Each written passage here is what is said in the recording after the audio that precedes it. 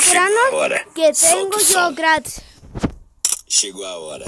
Pues algo que le llaman Hit Hot, espérenme. Vamos al pase Hit Hot. Y algo que le están preguntando, ¿por qué no puedo tener un pase subveterano? Pues ahorita les enseño otro. Pues ahorita les enseño otro, papis. Alguien que le llaman y que les gusta Sakura. Y un pase más antiguo. Pase crack, ¿no? Pase crack. Ese pase que tanto me gusta. Y tengo otro más famoso. Sería este pase élite.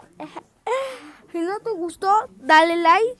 Digo, si no te gustó, no te suscribas, nada, pues por mí no te preocupes. Pero si te gustó el video, deja tu like y tu comentario para que YouTube te esté apoyando, ¿no, cracks? Bueno, adiós, me despido.